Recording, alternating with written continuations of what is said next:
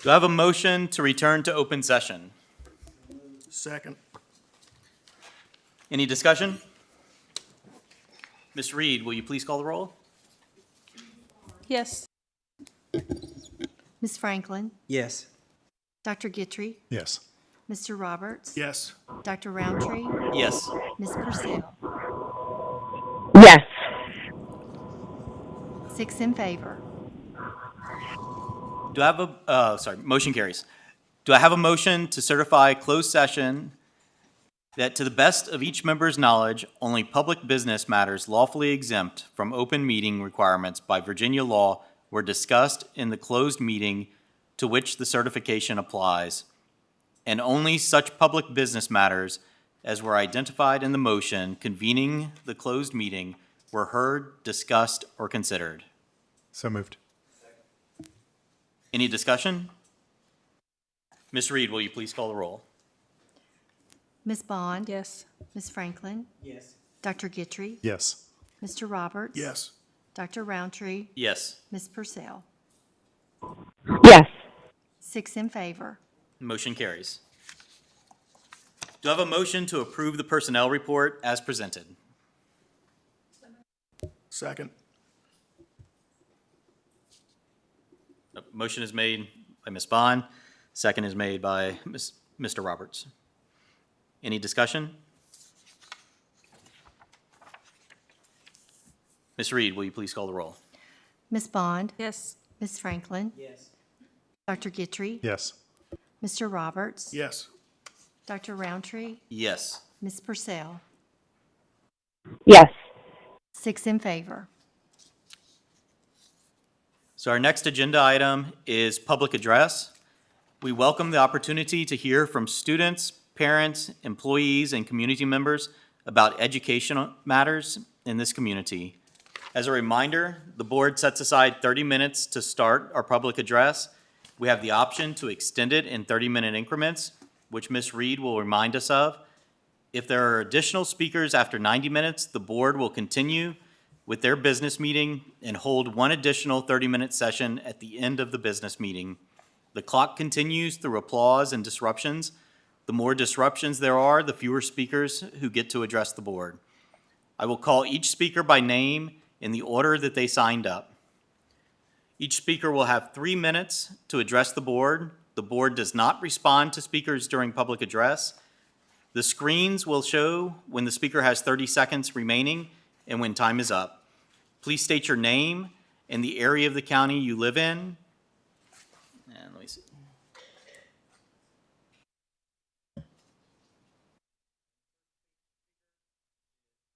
Brian Dinkle.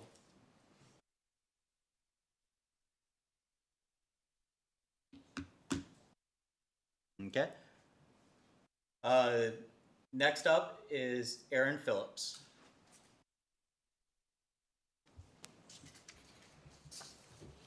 Hello, everyone. I'm Erin Phillips. I live in Blacksburg, and I have 2 children in MCPS Public Schools, and I'm speaking tonight on behalf of 222 other families in the county. We have started a petition urging for more balance in our tech use in schools, and I would like to share our concerns with you and list some specific requests that we have to address them. So for some context, children in America already spend an average of 9 hours per day on screens outside of school. Rather than counterbalancing this trend, many districts have unintentionally compounded it through unchecked use of classroom devices, one-to-one device programs, and ed tech platforms with little accountability. The American Academy of Pediatrics has linked excessive screen time to vision problems, anxiety, depression, addictive behavior, reduced attention span, and lower academic achievement. This is not a future risk. This is happening to our children, my children, now. We are encouraged to see that LA County School Districts and even districts here in Virginia, like Chesterfield County, are agreeing to work with families on the requests that I'm about to list. This can be done right here in our own county that we love. Our requests. We urge MCPS to adopt a comprehensive screen time policy that includes the following. 1. Eliminate devices for the youngest students. Children at this stage of development need hands-on, in-person learning and experiences above all else. 2. Set specific, enforceable screen time limits by grade level. Student screen time should be prioritized only when it provides educational value that cannot be replicated offline. 3. Reduce one-to-one device programs in elementary school and transition to shared laptop carts. Permanent one-to-one device assignment for young children is not supported by research and contributes to excessive cumulative screen exposure. 4. Block non-educational platforms on district devices, prohibit student access to YouTube, social media, and non-instructional gaming platforms. 5. Ban device use during unstructured time. These moments of unstructured time are critical for social development and should not be dominated by screens. 6. Provide parents with transparent and meaningful opt-out rights and ensure alternative learning methods are always available. 7. Encourage paper, physical textbooks, and off-screen homework. Research consistently shows better comprehension and retention with print materials. 8. Evaluate all ed tech contracts for educational value and student data privacy. Ensure student data is protected and that contracts include accountability mechanisms. And I would like to say that I have a print copy of our petition with a little bit more cumulative information that I would love to pass out. And I just really encourage you all to take this seriously and act now. Thank you. Also, the petition has only been live for 3 weeks, so I do envision we will get more Times. signature. Right. Thank you. Time's up. Next up, we have Girl Scout 888.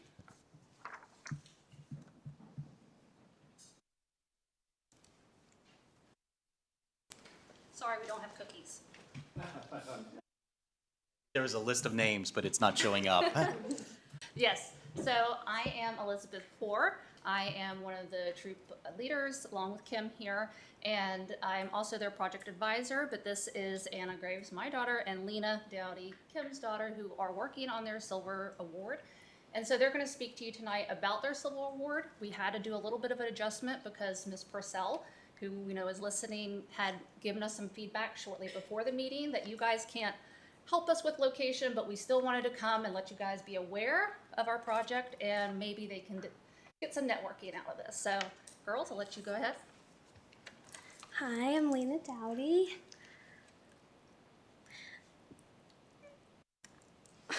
I can't, oh gosh. I'm Anna Graves. As Girl Scouts, we are passionate about giving back, and we explored that the needs in our community are identified, and we figured out an issue that is important to us. We feel that our Silver Award project will have a lasting and positive impact. We are looking for a community sponsor to support us in installing a small menstrual pantry that works like a little free library. The purpose of this pantry is to provide free menstrual products such as pads and tampons to anyone visiting the area who may need them. We believe that access to these basic hygiene projects is important and not currently available in many public spaces. Placing a pantry near an accessible area would allow use of pantry products from those within an area, community, or anyone that is in need. We believe that anyone who needs these products should be able to get it. It will work in the sense that people will take what they need and leave what they can. We would be responsible for building and installing the pantry and continuing to help support it with products. We approached local women's organizations to help supply the pantry from their product drives, and will advertise it amongst community and health organizations to sustain it. We will be working with a retired Class A contractor to construct a high-quality build.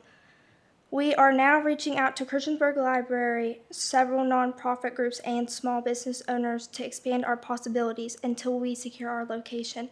Thank you for allowing us to present our project to you. Thank you.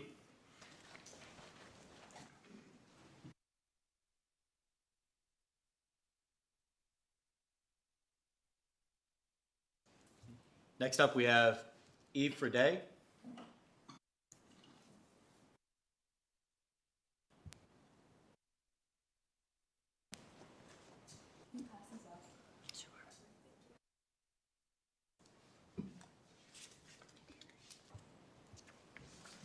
Okay, hello everyone. My name is Eve Friday, and I am a student researcher at Blacksburg High School. I performed a project during the 2025 to 2026 school year looking at ADHD 504 plan rates in Blacksburg High School, middle school, and elementary schools.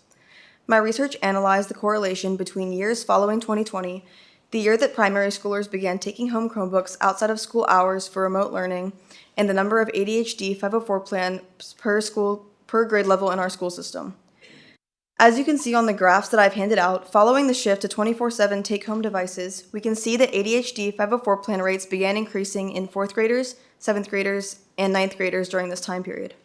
This shows a positive correlation between increased Chromebook usage and ADHD 504 plan rates across these grade levels. 12th graders were the only grade level that I analyzed that showed a negative correlation. They were also the only students who were already in middle school when the pandemic began and therefore had completed all of primary school without taking home their devices. Notice the dip in data in 4th graders, 7th graders, and 12th graders for the years of 2024 and 2025. This coincides directly with when our school system changed policy to only allowing primary schoolers to take home Chromebooks under specific remote learning circumstances, showing that as Chromebook usage decreased, ADHD 504 plan rates also decreased. Recent research shows that children and adolescents are more likely to be influenced by technology and rapid digital intake than adults whose brains are fully developed. By taking Chromebooks home and using them outside of school hours, there is a greater likelihood that students will view more fast-paced content related to entertainment rather than schoolwork. My recommendation to the board is simple. Stop allowing primary schoolers to take home Chromebooks under any circumstances. Young children do not need to be on technology during remote learning circumstances whatsoever. They should spend these periods outside playing and do not need 24/7 access to screens that correlate directly with spikes in neurodevelopmental accommodation plans and disorders. By eliminating take-home technology entirely, we can continue to track data to see if ADHD 504 plan rates continue to steadily decrease, further confirming the strength of this correlation and protecting the mental and physical well-being of our students. Thank you. Thank you.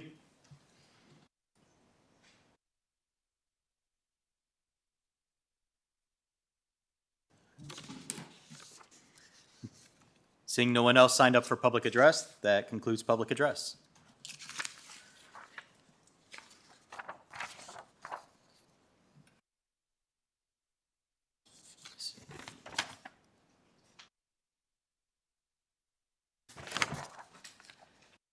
If no one wishes to move an item out of consent, we will consider these items approved.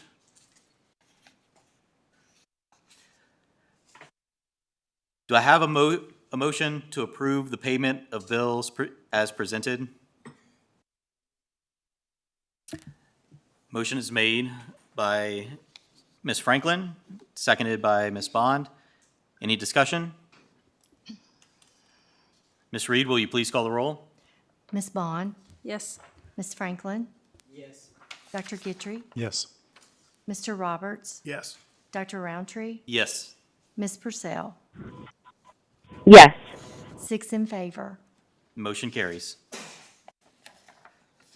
Next up, we have our report from the superintendent. Dr. Kelly Gimple will provide our report from the superintendent.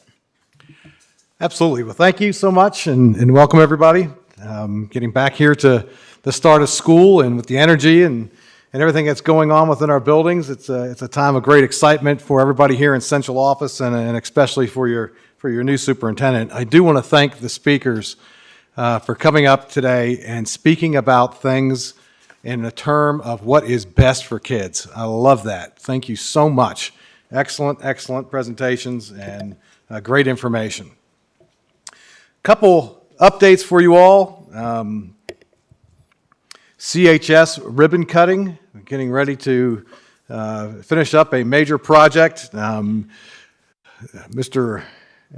Shane over there is excited about having us over during homecoming game, which I think will be an outstanding venue and time to do the ribbon cutting. Spoke with most of our Christiansburg representatives here who agreed that was a fantastic time to kind of open up that school, do a great tour, have that ribbon cutting, and also go ahead and watch a little football that night, which would be a great event over there at Christiansburg High School and a culmination of a ton of work. So October 9th, do I have that right, Mike? Yep, okay, fantastic. The golf simulator is just about completed over at Auburn High School. I think Mr. Hurd over there has verified that it's in good shape and it works properly, right? And he's working on his game. And so we're still setting up, I think he's still fine tuning some things before he has a ribbon cutting there. But thank you to the Patron Foundation for the promotion of golf. This is going to provide an opportunity for all kinds of students to get over there and maybe partake in a sport that they're not exposed to on a regular basis. And it's a great program where they can play courses from around the world and have feedback on their swing and all kinds of stuff. So it's a great promotion for golf, which is what that Patron Foundation is supposed to do. And Mr. Dunleavy, Dr. Dunleavy, we're planning on installing another one sometime soon, getting to work on that as part of the foundation. So that's pretty exciting, promoting a sport there.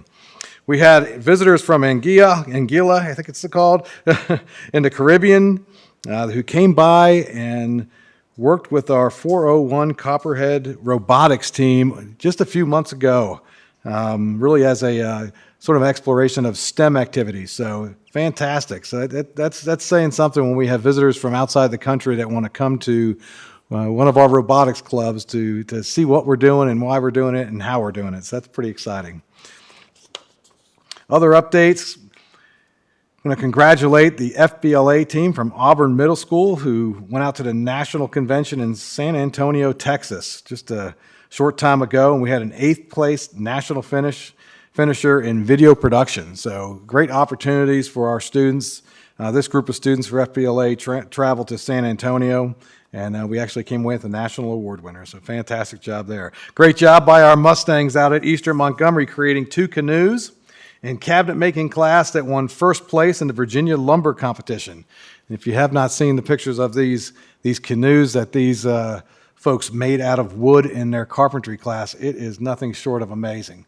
Just an absolute, and there's still one at the school. I know they sold one and they still have one remaining. It's a little bit out of my price range, but it is beautiful. I mean, great craftsmanship there. So if you get a chance, please check that out at Eastern Montgomery High School.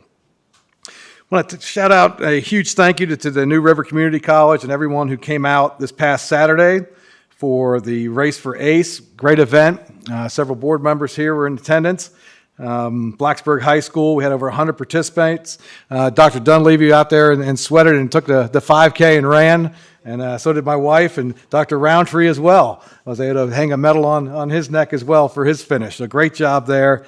We have over 250 students that are going to benefit from this ACE program. That's free tuition to get to go to college where they might otherwise never have the opportunity. So that is part of our ACE program, and that race was a fundraiser for this event. And so it's such a great turnout. Thank you to the cross-country team at Blacksburg High School also for being marshals during the race. It was just a fantastic event. Luckily, the rain held off. It was a little warm, right, Dr. Dunleavy? But everybody did well, and just a fantastic event. I'm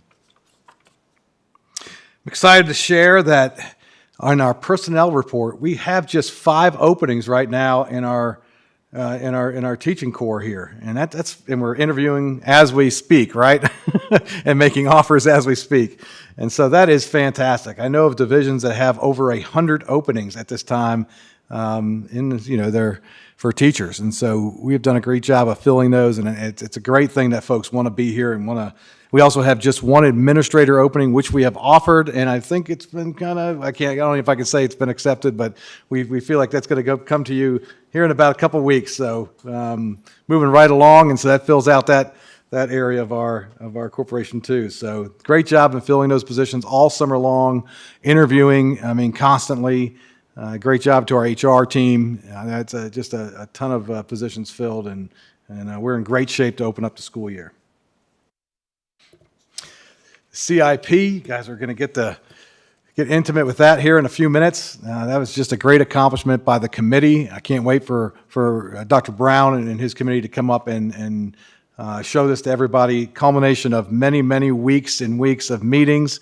We have a great document for you to review, and that should be coming up here in a few minutes. But the big news is the start of the school year. So excited to begin this year. Our theme for the year is one division, one purpose, every student. We had an administrative retreat on the 20th and 21st of July, a director's retreat on July 22nd. our new teacher kickoff event just this past week on the 28th. And today I met with all the counselors, and I can tell you that it is just electric in all these meetings. Our folks are so excited for our students to return. Each of these meetings, the feeling was positive, exciting, and geared towards, again, what's best for students. That is the central theme to what we're talking about. And taking everything back to how is every one of our directors making sure that the work they do is tied back to what is best for those students who need us the most. And that was part of our theme and part of our activities over our director retreat. We each analyzed every one of our departments and identified those barriers that might keep us from reaching our most needy students, and came up with solutions on how to eliminate some of those barriers. Every student in our school matters. On Monday, August 10th, we'll welcome the new faces to our schools during our transition day. This is going to be outstanding for our preschool, kindergarten, and 6th grade and 9th grade students to experience a full day of orientation at their schools with their teachers and staff in order to get acclimated and introduced to their new routines. Why are we doing that? Because that's best for students. And it's going to give those newest to our buildings that may be a little apprehensive about coming to the big school for the first time, a chance to interact with our teachers and staff and have a full day just to themselves to figure out where lockers are, how to open those lockers, where their bus is at the beginning of the day and end of the day, how to get through those lunch lines, and just how to go from class to class. And for the younger folks, just to get to know the people that they're going to be spending time with over the next school year. So we know that that's great for students. It's going to be a great day. Then on Tuesday, of course, we open up the doors for over 9,000 students as we start the 2026-27 school year. Our buildings are ready. Our staff is excited, and we cannot wait to see our students entering those buildings. Thank you. Thank you. Next up, we have Helen Fotinos, Administrator of Gifted Programs, presenting the GAC membership update for approval. New members are highlighted in yellow.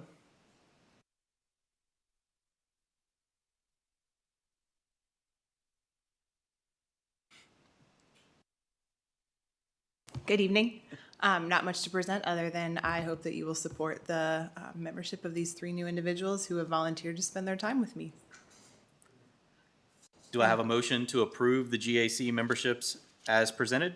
So moved. Motion by Mr. Roberts, second by Ms. Franklin. Ms. Reed, will you please call, is there any discussion? Thank you very much. I have a question.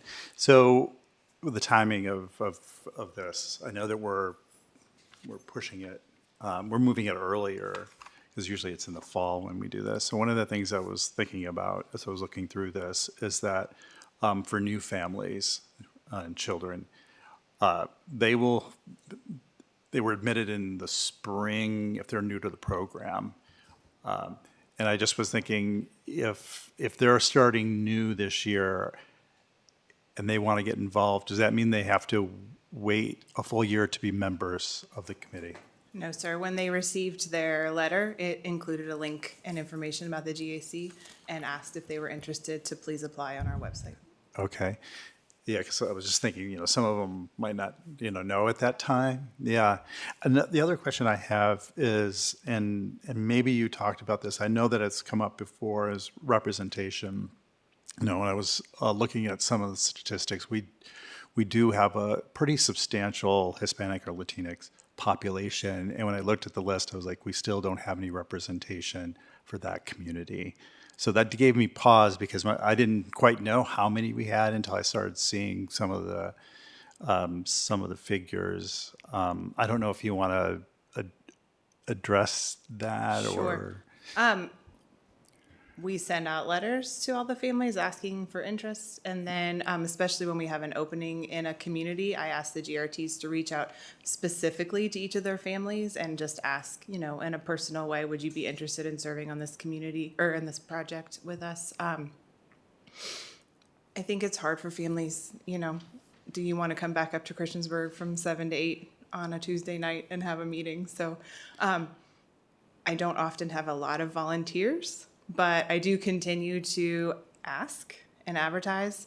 And then last year, I started an onboarding process for families. You know, when you get a new job, hopefully you get onboarded by your boss. When you have a student that receives a new identification, I feel it's the same way. So we onboard intentionally the students during class time and explain to them why suddenly you're coming to this new classroom. But then I also offer an evening onboarding for the families. What does Gifted look like?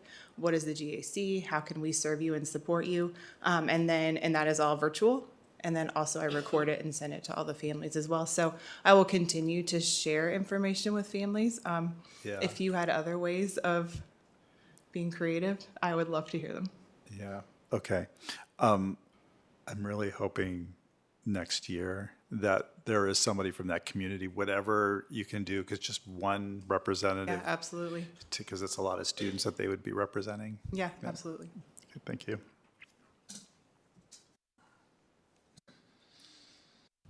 Any other discussion? Ms. Reed, will you please call the roll? Ms. Bond? Yes. Ms. Franklin? Yes. Dr. Guitry? Yes. Mr. Roberts? Yes. Dr. Roundtree? Yes. Ms. Purcell? Yes. 6 in favor. Motion carries. Next up, Ms. Helen Fortunos gets to stay up. Administrator of Gifted Programs, presenting an update to the 2025-2030 local plan for Gifted for approval. So as you probably know, we have decided to move away from using MAP as a screener for student growth, but also that was the screener we used for Gifted, the beginning of our Gifted services. And so this evening, I'm asking to amend the plan to just remove MAP out of it and add in the new screener that we've added, which is called the Naglieri General Abilities Test, or NGAT. And then also we have added an additional governor's school since the last time I brought this plan forward to you. And so I'm just asking that we add that. So if you look at the document that you have, it is a red line changes. So anything we're taking out is in red and crossed out, and anything I'm adding is highlighted.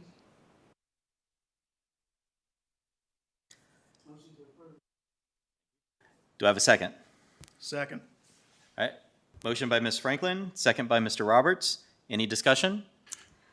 I have some questions. Yes, ma'am. I understand that the honors program also falls under Gifted now. Yes, ma'am. And just wanted to ask a couple questions with disregarding the MAP testing. What about the students that might have been in last year's MAP testing and maybe were in honors programs, but yet didn't make the honors at their, say, 8th grade year? Yeah, absolutely. Is there, and I know they have a right to appeal that, but how does that affect those students since we're disregarding that? Is there a way that we can go back and kind of say, okay, you know, and I'm speaking of students that might have already historically succeeded in honors classes, but maybe didn't score as high on their test scores Right. to place them in honors, which I think that was kind of new to me because I guess through the years of being on the board, I've always kind of understood that sometimes it's everyday achievement more so than what you do. And I know we've got to have some kind of testing to actually help understand where students are, but you know, if a student has a bad day, doesn't test well, Sure. and they're historically in those honors classes, that's kind of a bummer, so to speak, that knocks that student out of a pathway. Right. So first, I would never not include a student based on one test in one day. So all 3 of the MAP testing days were included in the data, but also grades from their class from the previous year, writing samples, their SOL scores, and a teacher recommendation. Okay. So there are, 8 data points Right. that went onto a scale. And then I sat with each coach and we looked at every kid and said, does this child need to be in honors? Is that what is best for them? Right. And so I don't want to put a student in a class where they're not going to be successful. Now, I am not all-knowing, so of course, I'm going to make mistakes. But this is we're going into our 3rd year of this process. It's the same for the math process as well, so we collect a ton of data on the students, and then again, try to make that individual decision per student with the instructional coach in that building, with the administrator in that building.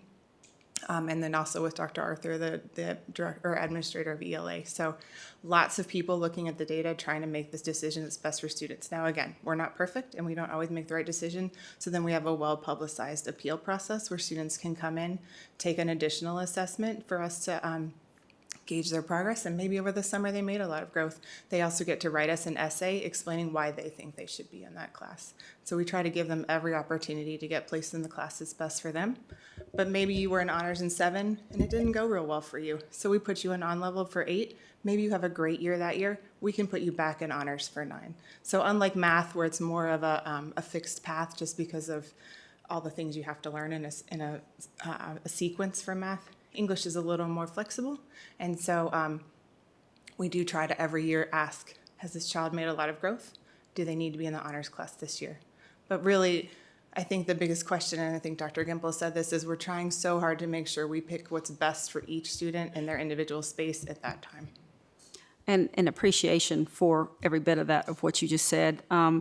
But I do think, at what point are the families finding out Yep, where their so- student is at? Because hearing from a parent that just heard last week, there is no opportunity to say, okay, let's do the things that you just suggested Sure. before they're moving forward in a different avenue than Sure. what their child has been normally. And not just speaking for this certain family, but many families that might be experiencing the same situation.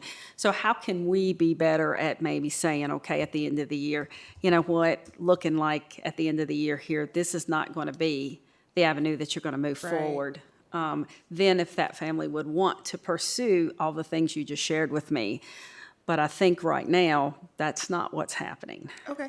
Well, they do get a letter in March with their third quarter Okay. report card explaining the process and that this is going to happen. At the Okay. end of the school year, that gets reiterated again, that you're going to register for English and then we're going to use data to place your students. And then July 15th, when schedules are available, then Right. parents were notified of that. Again, with that appeals process, was communicated that to them. And until the first day of school or even past that, I mean, I'm still open to giving So they students a still can chance do to that? appeal. Okay. Yep.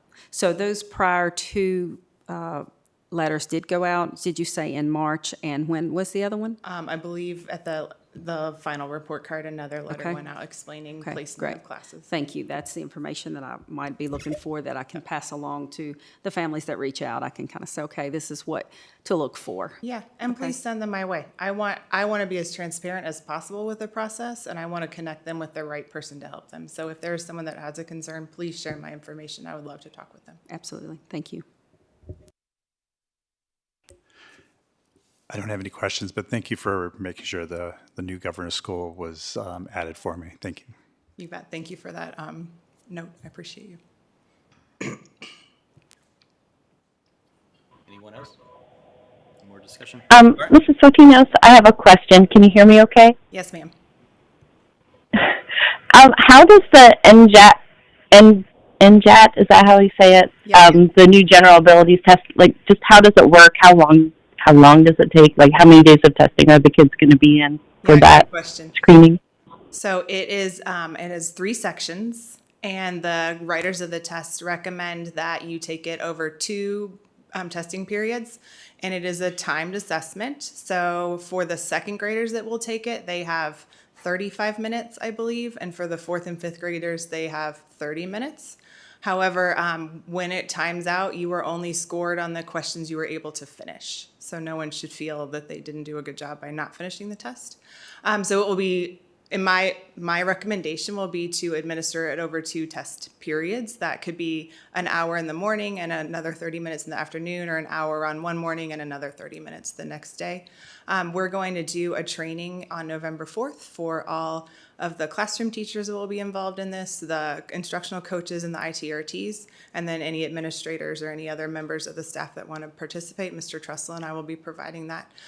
It is very easy to proctor, so the students just log in on Clever on a Chromebook, the teachers press go, the students complete the assessment, they close their Chromebooks. So it is quick, in my opinion, much quicker than MAP.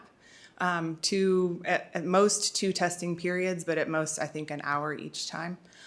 And very simple for the teachers to proctor.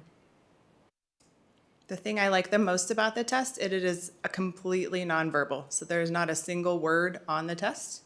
So even the instructions are just pictures. So every student, no matter what language they speak, no matter their reading level, has access to that assessment and has the ability to show us with how their brain works, so that we can continue to make our gifted process as equitable and accessible as possible. Have you used it before? Or we've only used MAP in the past? So before using MAP,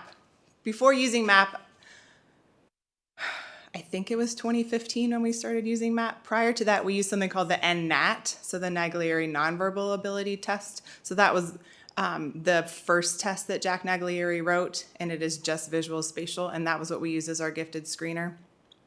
When we moved to using MAP, we didn't want to add another testing day for our students and our teachers, and so we pivoted to using MAP as our gifted screener. But now that we're moving away from MAP and that Mr. Naglieri has built out a more extensive test, the Naglieri General Abilities Test covers verbal, quantitative, and nonverbal reasoning, and so we're really able to see a full picture of students' brains.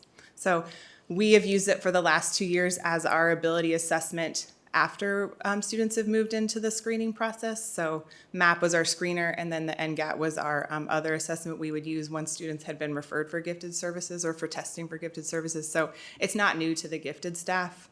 We have 2 years of experience with it, and we all feel like it has really improved the equity in our process. Great. Thank you so much for that context. And I do just want to add one more thing. When I was on the advising board for the New River Valley Governor's School for the Arts and Humanities, we did have a long discussion about the term giftedness because it is a legal category, and students who have a deep interest and talent in the programs that are offered through that are absolutely welcome to apply. It's not exclusively for students who have that gifted identification.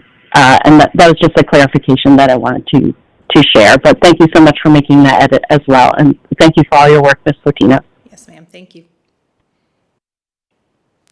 Thank you. Are there any additional questions, comments? All right. Then, Ms. Reed, will you please call the roll? Ms. Bond, Yes. Ms. Franklin, Yes. Dr. Guitry, Yes. Mr. Roberts, Yes. Dr. Roundtree, Yes. Ms. Purcell. Yes. 6 in favor. Motion carries. Thank you. Thank you. So Virginia code requires that the superintendent certify that school crisis plans are updated annually. These plans are shared confidentially with the school board for their review. Jason Garrettson, Director of Student Services and Safety, is available for questions if needed. Do I have a motion to certify the annual completion of school crisis plans? So moved. Second. Motion by Mr. Roberts, second by Ms. Bond. Any discussion? Can I ask a question? Thank you, Mr. Garrettson. I know we've had some email back and forth. There was just one thing I wanted to get clarification on. So I know that the individual schools have a plan. I have hazy memories, and they could be I could be wrong in this, but doesn't the division also have a comprehensive plan? Or is it just the individual schools? The individual schools is a requirement. I do think a lot of divisions need to also write a plan for their building. Our building is, of course, is included in the government center. Yeah. And a lot of our response actions would be in line with the entirety of the government center. Okay, so there's not a general plan having to do with security and safety? No, sir. Okay. No, okay. sir. These are the kind of response crisis plans. Right, They do share a lot of commonalities from building to building, right. but there's not really a division aspect to that beyond what I've shared. Okay, maybe it was something on the website that we have. I feel like somewhere I saw some sort of something for the public that's available to the public to see, because these are, they're not public, but. There are portions. There's a small portion at the beginning of the crisis plan that was shared with you that is available for the public. And when you look at the school plans, it's basically the first several pages of those plans are designed to be able to be shared with primarily parents. That indicates if there's an emergency Here's some of the communications you may hear. Here's what that language would mean is happening at your school. Here's some recommendations we would make to parents if there's an emergency occurring at your school, how you could help us and how maybe some of your actions might work against us. Yeah. And also ways to expect to receive information when there's a concerning event at your school. So the first few, I mean, it really only ends up being a few pages. The first few pages of the plans that were shared are designed to be shared with the public. Right. Okay. Yes, sir. Okay. Thank you. Dr. Guidry, I think you're onto something in terms of developing a division-level crisis response, though. It gives us direction on responding to an incident, like where's the command center? Where do I go? Where do you go? Where do certain members of our staff, where do they report during a crisis? So I think you're onto something in terms of something that we could develop that at the division level too, so we know our response to each of the different crises. Because I did see that other divisions, I did look, not related to these, but others do have, so like during a pandemic, like what happens, and they have that in their, right? So I have seen it, and I think it would be good to have something as division-wide. We do have some internal direction for that. Perhaps I got hung up on the term or the language. I don't know that I would call it like a plan like what we shared with you. Yeah. But we do have some guidelines that have been in place that indicate where certain key members of central office staff will go, how we will support schools, how we communicate with one another. I can share that with you if you care to see it.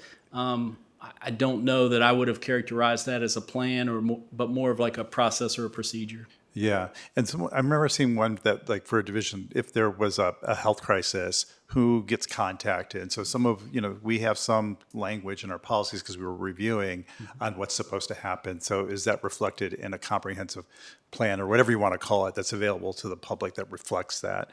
So I don't require it right now, but it just seemed to me like a good idea. Sure. So in addition to having these plans for the buildings, that overall one that's reflective of both code and policy. Yes, sir.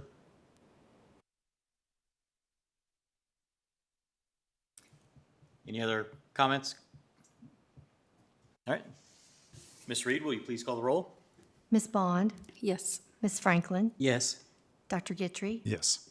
Mr. Roberts, Yes. Dr. Roundtree, Yes. Ms. Purcell. Yes. 6 in favor. Motion carries. Thank you. Policy 1-2.8 states that Montgomery County School Board shall approve the student school board representatives each year. The representatives serve a one-year term that will end on June 30th. The administration selected representatives as follows.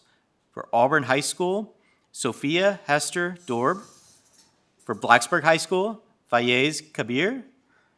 For Christiansburg High School, Avery Dunraj.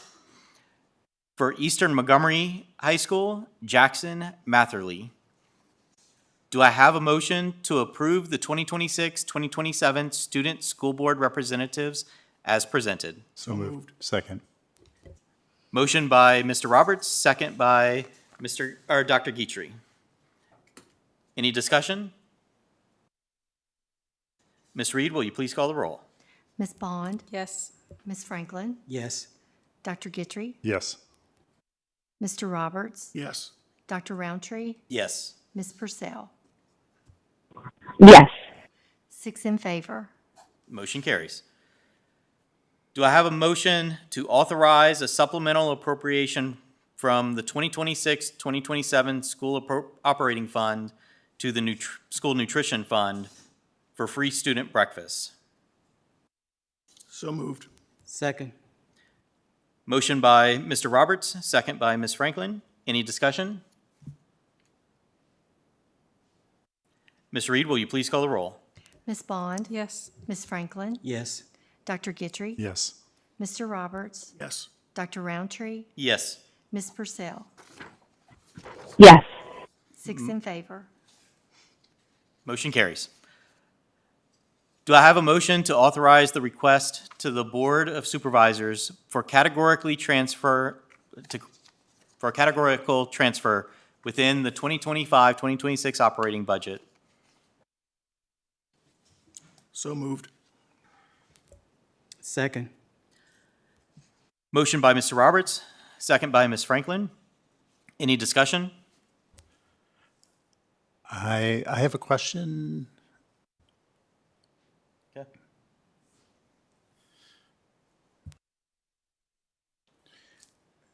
Good evening. So I said it was, was told it was okay to ask you, do we have any update on the budget? So I know that this is to recategorize funds carrying over from 25, 26, but I'm sure people are wondering, when are we gonna know the budget for the new year? Do you have any updates for the board? The budget for the new year has been set. We have received the state budget, so that will be an additional supplemental appropriation that we plan to put forth on the August 18th meeting. So we're putting together, where those needs are, and we're going to present that to the board at the next meeting. Okay. But the purpose of this categorical transfer request is for the FY26 budget. Essentially, it's to reclassify or classify the appropriation made by the Board of Supervisors at its June 29th meeting into the appropriate state categories. Right. In order to close out the year. Right, I understand that. Okay, so as soon as we can get that budget finalized for the next year, this academic school year, that'd be, I'm sure, would be great. Yeah, thank you. Yeah, remember, the state was extremely late at appropriating this year, and so that's also set back the process pretty late. But by next board meeting, you should have a full report on that, and we should have it all kind of worked out, right? Yeah. Yep. It looks like an additional amount of about $1.1 million, which is great for the division, but we are working through those needs with our departments so we can give you an accurate estimate of needs. So. Okay, and part of the reason I asked that question is that I know that there are going to be some category changes, but based on the previous conversation of the budget, there are things that we had budgeted in that we're not going to be able to afford now. And so that's part of the question that I have is, when is the board going to discuss those priorities based on, because it's not that we're just getting more money from the state, but also that we are having to make adjustments to the priorities of the budget.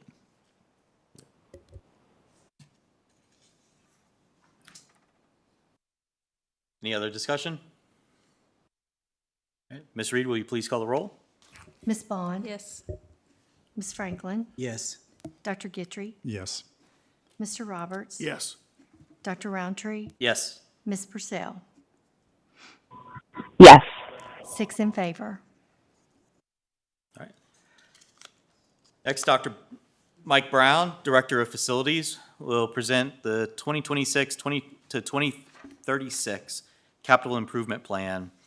This is a presentation. No action is expected. Good evening, Madam Chair, school board members, and Dr. Gimple. I'd like to share some information on our capital improvement plan tonight. First and foremost, I'd like to start out by saying our two main objectives with this plan focused on our students and also the funding aspect of the total plan for 2026 through 2036.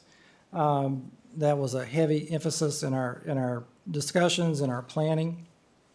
Also, as noted in previous presentations and in this as well, in order to be in the capital improvement plan, it had to have a threshold minimum cost of $50,000. Anything under $50,000 will go into the facilities budget and is more of a category of maintenance. So anything $50,000 and above is included in our capital improvement plan.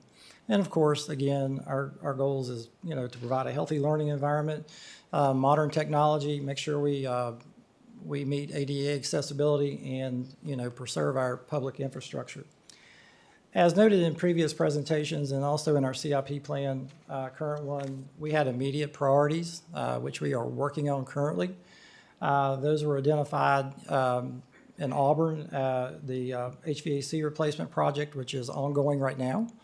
The generator replacement in Christiansburg, our tennis court replacement, Montgomery Central stair replacement, Eastern Montgomery, the electrical at Shawsville Middle, and the stairs at that location, and also the tennis courts at Eastern Montgomery High School.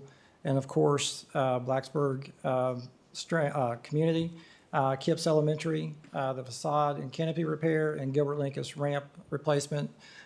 Checked with the contractor today, and actually Gilbert Linkus is wrapping up currently. They did an outstanding job there. Had a meeting today with the administration at Kipps Elementary to discuss some aspects of that project, and we'll be wrapping up the working drawings with that and hopefully get it bid out soon. Our long-term investment, that ranges from 2028 to 2036. You can see some totals there for each community. I will note Auburn, the Auburn area. You have to remember we're doing work right now in Auburn, so that's probably around $5-6 million right now. 4.3 million right now. Also, we have to keep in mind the costs that are in our CIP right now are based on 2026 costs. They will escalate every year by a minimum of 3%. So we have to keep that in mind. We will build that information into future CIPs right now. We don't have it currently, but we will build that in our future CIP booklets. Also want to note some exclusions from this CIP is Blacksburg High School and Auburn Middle School. The recommendation of our facility study at this time was they only needed some maintenance and didn't need any major work, so we did not include those in that. We can cover that through our facilities budget. The summary and our next steps, this is a long-term commitment, a long-term document. We plan to update this every year. It will change. It is a living document, and we will update that as well. It is also a collaborative process between the school system and the county, and we are looking forward to talking with the county with that and collaborating with them and getting their input and their viewpoint as well. And again, we will execute our critical projects, the 2026, 2027 projects that have been identified prior to. Again, we have Auburn Elementary in progress, Gilbert Linkus is finishing up, and every other one is in the design process and either is wrapping up and getting ready to go to the bidding phase and then the execution phase. And of course, that all is dependent on funding. Mr. Bennett and I have a meeting on Thursday to further discuss that in detail. We will also present updated recommendations as needed on our CIP and make changes as it comes. I think one of the main things to remember with this document is the starting point. And our committee did a fantastic job of trying to organize the projects to break those down into a matter or a way that could be easily absorbed into future funding. We took a lot of projects, broke them down, and kind of lessened the blow, so to speak, on some of those. We also, again, we realize the huge investment that it will take to make these projects a reality and the impact it'll have on our citizens in Montgomery County. So we worked very hard to keep that in mind. I would like to end by thanking the committee. They put in many hours. There was a lot of fantastic discussions. Couldn't have asked for a better group of folks to serve on the committee. And I'd like to thank everybody here tonight. If y'all would stand up and I can't say enough good things about them. So thank you each and every one for all of your hard work. So at this time, I'll take any questions you may have. I don't have any questions, but I just want to thank everybody. This clearly was a very serious project, so thank you all for taking it on. I too would like to say thank you. This is an amazing project. I mean, it's an amazing little book that you've put together with all the information. We haven't had something like this in years, and I appreciate it. It spells out everything, tells us what we've done, what we're doing, what we're going to do, and I appreciate it. Thank you. Dr. Keach? Yes, my thanks to the committee as well, and to you for all your hard work on this. I do have just a few questions. One is, when there was an assessment of all our facilities, and I've referred to it before, a couple of years ago, there were 5 schools that were earmarked for major renovations. And I noticed that for Shawsville, some of the work is over 2 million, I think. So the initial project at Shawsville Middle is the electrical replacement and the stair replacement, and that was identified in our critical needs from our facility study. And you'll also notice that we have placed Shawsville Middle at 2036 for the full renovation, and there's a reason for that. Is we want to take a deep dive into the student projection numbers in that locality. It's my understanding, we're going to have probably about 400 homes built in that community at some point. And we want to see how that's going to impact our student groups, our student size. So again, I'll emphasize that the projects that are listed here, they can be moved around. They can be moved, they can be shifted. If it becomes a higher priority, we can go back and shift that around. And I think that's where that starting point, that collaboration will come with you, the board, and with the Board of Supervisors and Ms. Hill. But when we were breaking these down, it is our understanding or our best guess that the county can't take on debt until 2032. Right. We looked at every project that was identified in our facility study and tried to, like I said, break it down, put it in the right spot. We felt that putting Shawsville, we're not sliding Shawsville to the end for a purpose, but we're putting that as a placeholder for right now, and it might shift back into a different category or a different year, depending on need, depending on the communication we have or collaboration we have with the county. But one of the things that I also want to note too, you have student projections in this CIP, but it only goes out to, I believe, 2030, 2031. And those are Weldon Cooper projections. What we would like is to get further projections out to 2036. And we are working on that internally. Mr. Ratcliffe and his technology team, Mike Trussell, is currently working on something for us. And from his time in Roanoke, I believe it's Roanoke City and Alexandria. Alexandria has come up with a program or a methodology to predict those future student numbers.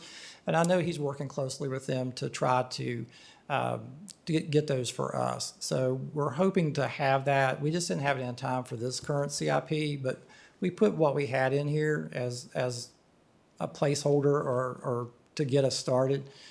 And I think once we dial down into those student numbers and maybe have a better projection, that'll tell us potentially what renovations we will need at Shawsville Middle and how we can best serve our students there. Okay, thank you. Now, another building that was earmarked for full reno, and I don't think it is now, is Montgomery Central. Yes. What was the reassessment, or is there a reason for not doing a major reno on Montgomery Central? We held that out at the time to have future discussions. I think in the facility study, they lumped everything in together as Montgomery Central and Operations Center. I need to break that information out a little bit more. I know there is one project identified, and I believe it's listed in our critical needs as a stair replacement on the exterior. Yeah. As you know, we've also done some renovations there with the water lines and so forth. And we do need to update the bathrooms and so forth like that. But we need to drill down in terms of information and get a little bit more, break that out a little bit more, and then we can incorporate it into a future plan. Okay. Thank you. A couple other questions, and I don't want to monopolize here. Why, if we know that we're not going to be able to start some of these construction projects several years out, it's 3%, why not build that into the cost? Is there a reason for not doing that? If it's because the county's been very clear about its capacity to take on more debt, and so is there any reason for not doing that? Yes, we will include that in our next, after, probably more than likely, that'll be incorporated in around September. Okay. We actually purchased a computer program called Planet to assist with some of our CIP planning. And it does have a mechanism in there to add the escalation factor into it. And we will be adding that into that probably after our discussions with the county. And we'll update the document and reissue the document in real time once we get those changes. Okay, because one of the things I noticed is that, like, for instance, with Gilbert Linkus, that I think it was that one, that the estimate this year is actually a little lower than the original estimate for a renovation, and I was wondering, it ain't going to get any cheaper, so how did it go down? And some of the things that are listed in that were things like, is furniture included in these plans, new furniture? Those Does it are go down to that included if level? it's listed as soft cost. Those are listed as soft costs. Soft costs are inspections, third-party inspections, furniture, anything, that's not covered under the capital aspect of the project or the architectural or engineering aspect of the project. Okay, and I'll just ask one more question. In terms of the capacity, the minimum capacity is listed for all the schools, but not the program capacity. Yes. Is there, what's the difference and why do we not have a program capacity for schools? With that, I use the recommended formula from the VDOE. They have a minimum and maximum square foot recommendation for a school. To get the actual program capacity, you really need to go in and measure every classroom. Then you need to sit down with the principal and see how they actually have the school programmed. I know a lot of times, when I was a principal at a school, I would use an old classroom as a remediation room. So it might have 3 or 4 students in there. So you need to measure every room. I mean, some rooms might be used as an art room. Some might be used as a special education room or a remediation room. So you really need to measure those rooms individually, then come back with a square footage and actually sit down with the program. How do you have this space? How do you have these spaces programmed? And then you can dial down into the actual capacity of a school. Now, again, a kindergarten classroom is going to have way fewer students than, say, a middle school or a high school classroom. Yeah. It doesn't take into account art rooms, gyms, CTE areas and things like that. So, there are some explanations in here on how we calculated that. We felt that it would be best to put information in there. And then if we identify a project, we can drill down and get the exact programming for that per square foot. Okay, thank you. Yes. Because I know, like I've heard at Blacksburg High School, they can't do an assembly with all the students because it doesn't have the capacity. That's just what I've heard. Mm-hmm. The only final comment is I am still looking forward to having access to this large document or whatever summary of the study that was done of all our facilities. So I know that there are big binders, but there was also going to be electronic versions available. Yes, there has been, and we can grant you access to that. Yeah, that'd be My great. apologies that you haven't had access to it. We will get that for you tomorrow. Okay, great, thank you. Ms. Franklin? Welcome. Thank you. Ms. Purcell? Thank you again, Dr. Brown, for all of the work that you've done to put this together for us, and also thanks to the committee for the many hours that you spent on this report. I guess I have 2 questions. So something that I don't really see reflected here, but I know from just visiting schools, right? It's probably not ideal that kids at Harding Avenue get their lunch in the cafeteria and then have to walk all the way across the building to actually eat it, or that at Margaret Beeks there is, I think, 1 bathroom for like 64 adults that work in the building. So how do issues like that get rolled into a renovation plan, potentially? So how that is taken care of is when that project comes up in the CIP and funding is approved and the design process has started, those are covered under the conversations with the school, with the folks in the school, when the architect and engineer sit down to program and design the school. Things like that are taken into account, and design will reflect that in the final drawings. Thank you so much. And then the other thing that I wanted to ask, and Dr. Gimple, I don't know if maybe it's better for you to respond, or if there's work that we as a board need to do. We have a joint meeting with the Board of Supervisors at the end of this month, and they want to talk about facilities. So, obviously we'll be sharing this information with them, but is there other visioning or prioritization that we need to discuss as a board before we talk to them?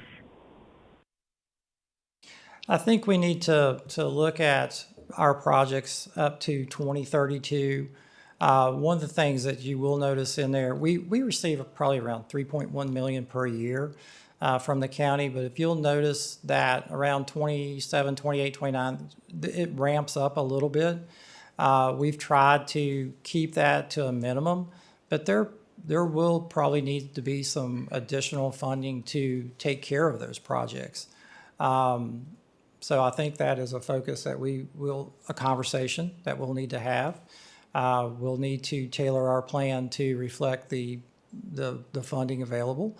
But I think that's something we need to focus on is that short period of time. Yeah, and having this document too, I know that the Board of Supervisors also has to create a budget every year, and has to create a forecast for, extended number of years. And so this can only help generate those conversations and help us to, work out some agreements on, the order of operations. And so now they have that information kind of in bulk, and if they need to see the facility studies as well, but you guys have taken the time to organize this in such a way. Really appreciate this committee.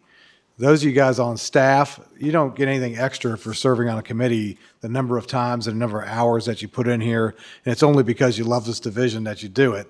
And then Dr. Fisher and Mr. Simone's, it's only for your love of this community that you would take part in something like this and meet over and over and over to examine and come up with a document like this. So many thanks to your hours and your dedication to this community in doing this. But I think this opens up the conversations with our Board of Supervisors, Ms. Purcell, and I look forward to sitting down with them and kind of going through the document. And of course, this is fluid, as Dr. Brown mentioned, and we can adjust things, and we know we're going to have to based on whatever happens.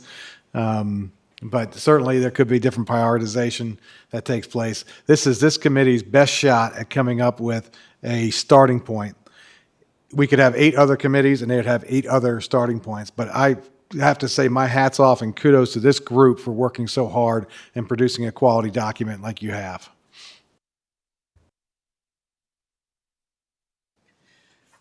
Thank you. Thank you so much. Thank you. Thank you. I appreciate everybody on the committee, and we've been wanting a document like this for a while. So thank you all very much for producing this. Any other questions? All right.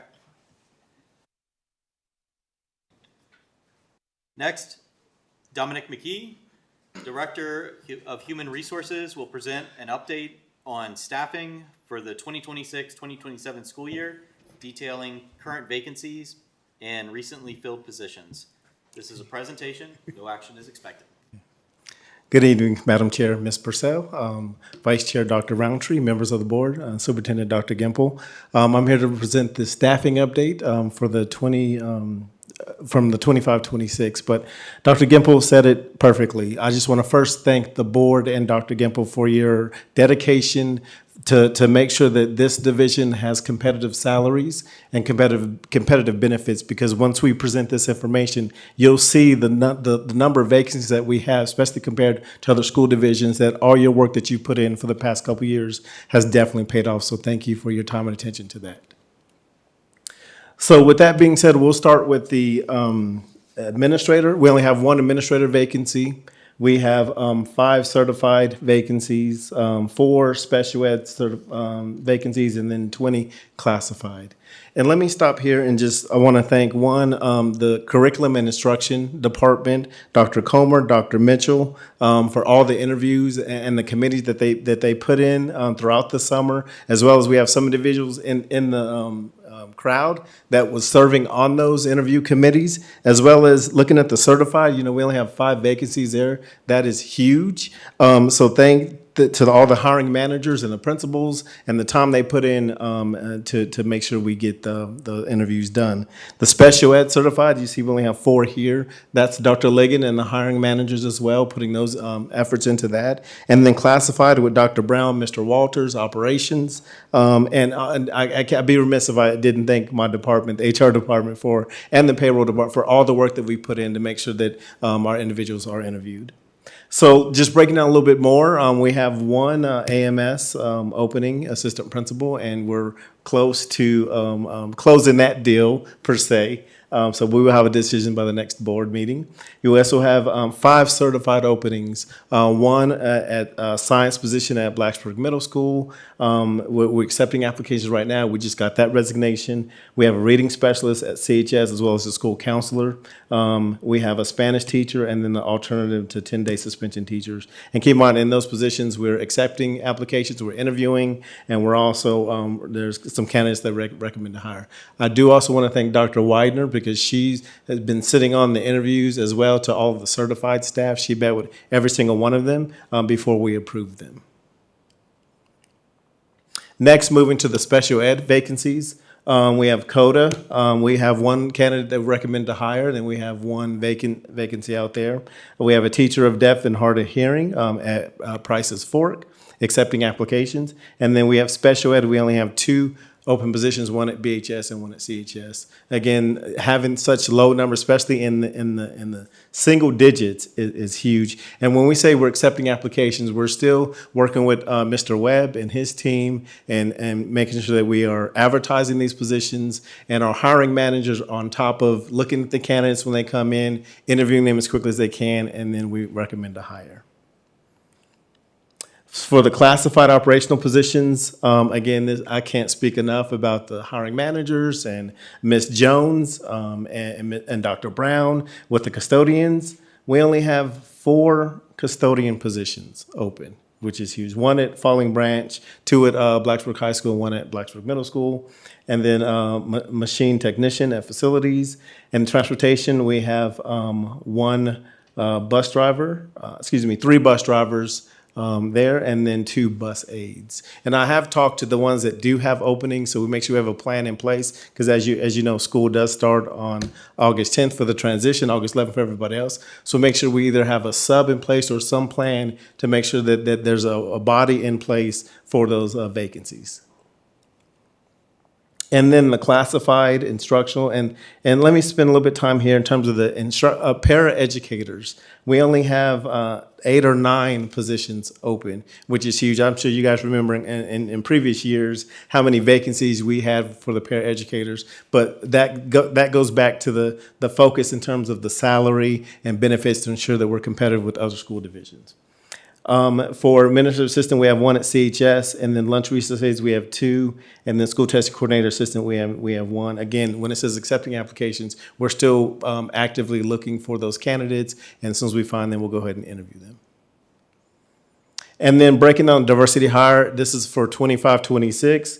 For certified, we had 237 hires. 10% were new minority hires at 24. And for classified, we had 232 new hires, and then 16% or 38 would be for the new minority hires. And then in the next month or so, we'll have the breakdown of the diversity hires for the 26-27 school year. And then last but not least is the substitute information. We're sitting at 226 substitutes right now with 18 RIHIP substitutes, and 5 will come on. That includes the 5 that will come on as of October the 1st. Our fill rate for teachers are 92% last year and 53% for paraprofessionals. And let me stop there and say that that's one area that is difficult to fill, not just Montgomery County Public Schools, but looking across the Commonwealth, looking across the nation. So we're going to look at some creative ways in how do we get the fill rate higher with their paraprofessionals. And then we broke it down by community. You see the teacher fill rate there, it ranging anywhere from 86% to 93%. And then the paraprofessional fill rate, which is not where we want it to be at all, is going to be a focus area, sitting anywhere from 48% to 69%. So with that being said, I want to pause and see if you have any questions.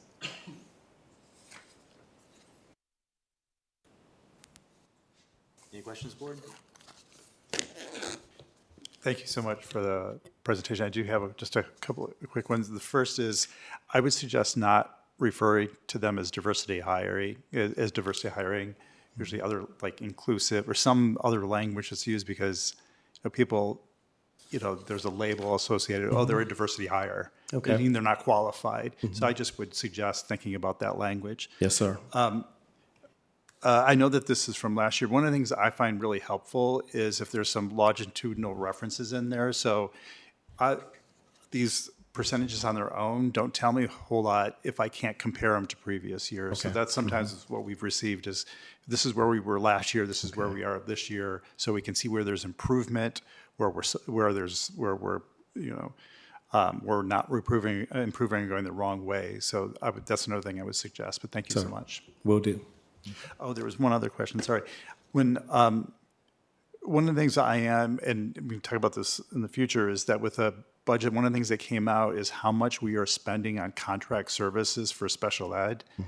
And I know one of the things I'm concerned about is, or want to see us do, is to move away from those contract services. Because that was part of our problem at the end of the year with appropriations, is that was so much. And I know I brought this up, is like, we need to do whatever we can to, because those costs, we've got to bear costs, but contracting versus hiring, that's a decision that we as a division make. Yeah. I can tell you we are pursuing that. We've had a couple meetings here, right, Julie, just recently with some folks that we want to partner with to try and reduce some of those costs. And so I'm not quite ready to give you the full report on that, but we hopefully have some exciting news here in the near future. Thank you. If I can also say, that new teacher orientation we had, principals and talking to them were so excited about the quality of our new teachers. And you could feel it in that room. I think we're in great shape. Dr. Widener, would you agree? I mean, we both were commenting just on their engagement, and just it just was a great feeling in there. I'm just excited to get going. Any other questions or comments? Okay, thank you. Thank you.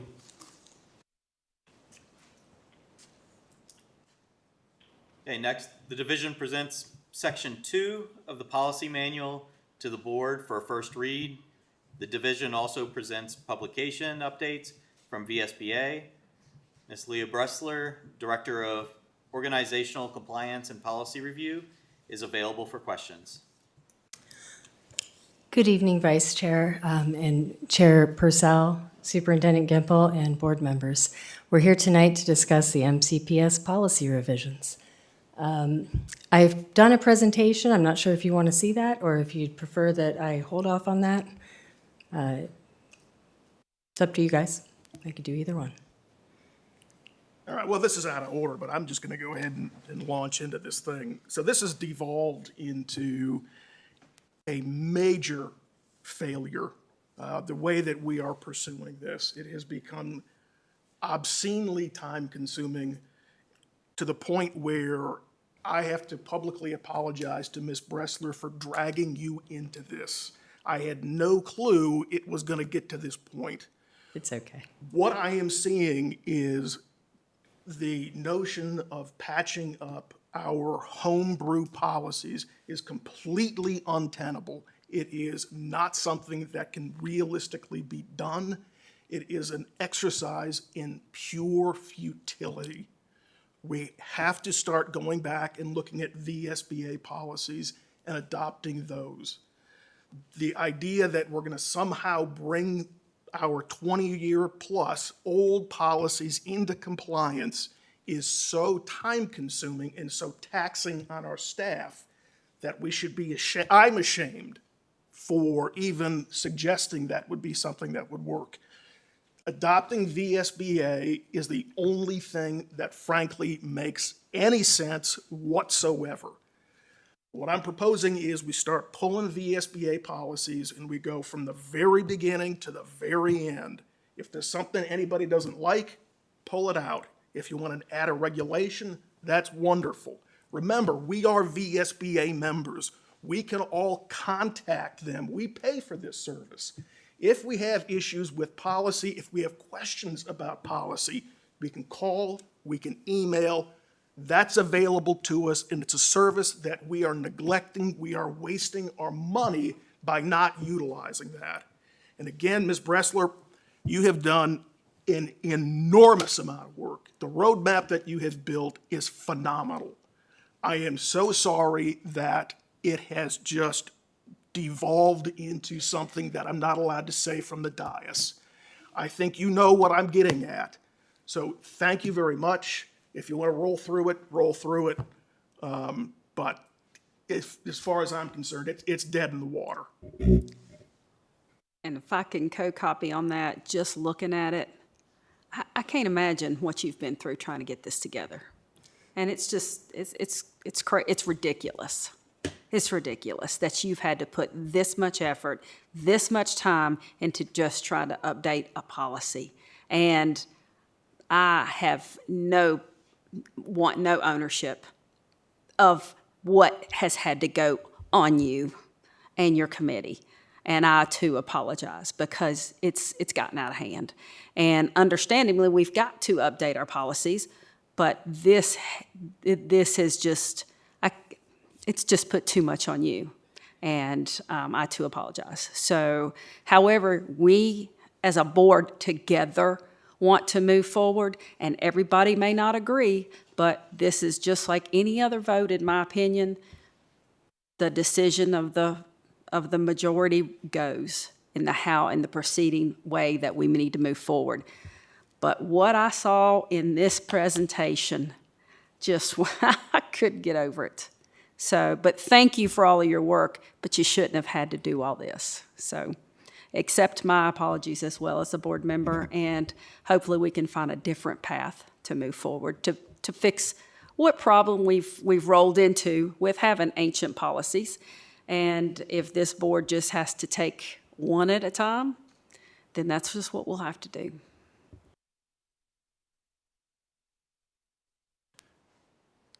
I appreciate, Ms. Roberts, your passion.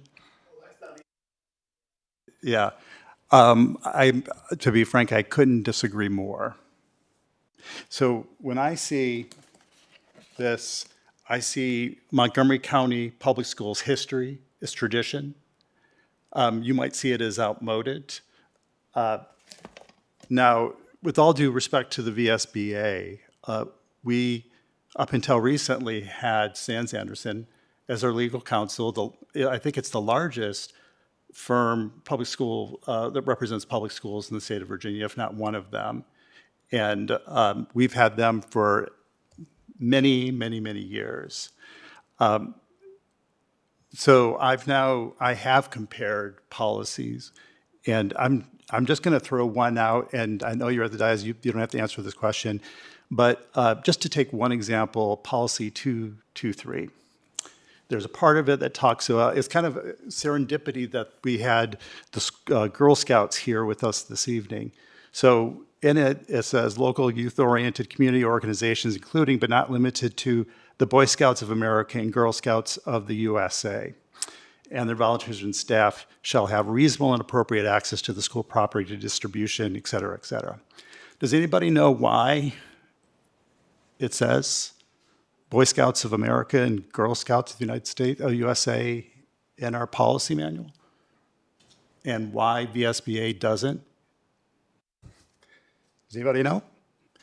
The reason why it's there is Section 221793 of the Code of Virginia They are specifically given provision in the Code of Virginia, and that's why it's in our policy.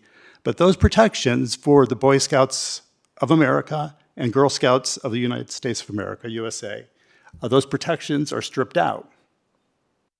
So if you care about the Girl Scouts and the Boy Scouts, know that what this means when we say we're just going to throw aside our policy manual and adopt VSBAs is that those protections that you have, they evaporate.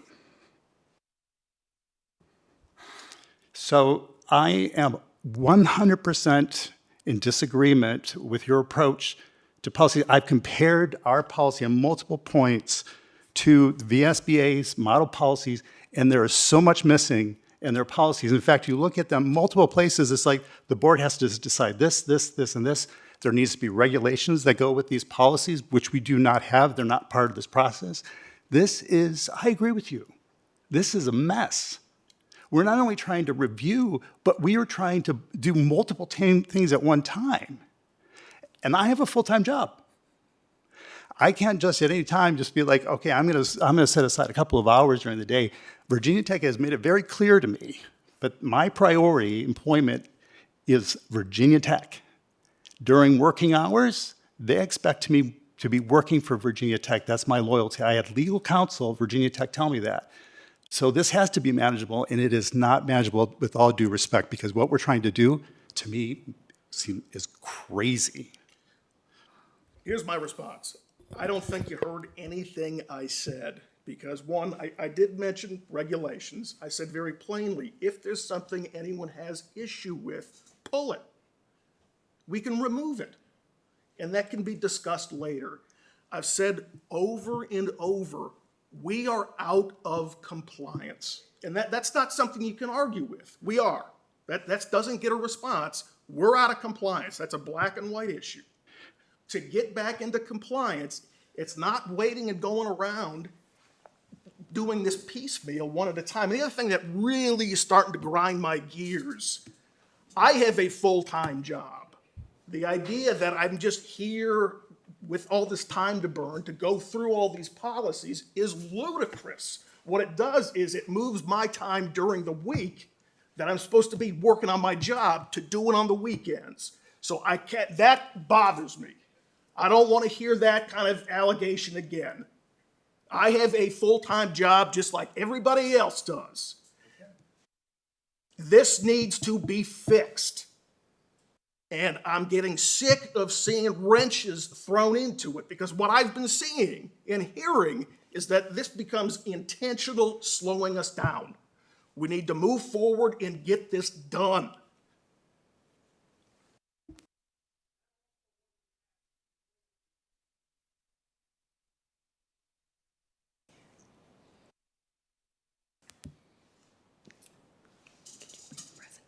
Ms. Franklin? Okay, my mic just came on by itself. That was different. So, I have to agree. This is unbelievable amount of work, and it can get confusing, flipping back and forth between our policy, VSBA policy, a version of the combination of them maybe, or maybe not, and then keeping track of the screens, it's maddening. It's no other word for it. Typically, I am very opposed to just the cookie cutter VSBA. Just because they're there doesn't mean that we have to do what VSBA is recommending, because I don't agree with all their stuff. I also take exception to our antiquated policies. Some of our policies are absolutely just fine, just the way they are. But to get through this and make sure we are up to date on what needs to be done, I'm okay with going with the VSBA policy and pulling anything that needs to be addressed. And as we go along, if policies need to be changed according to VSBA's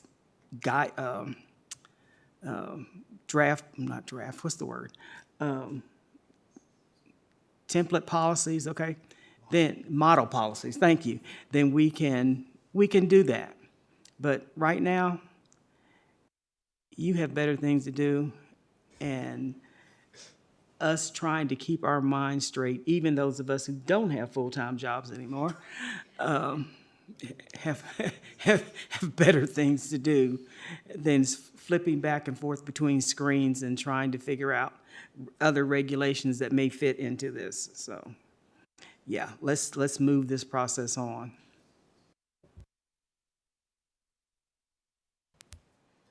Ms. Purcell?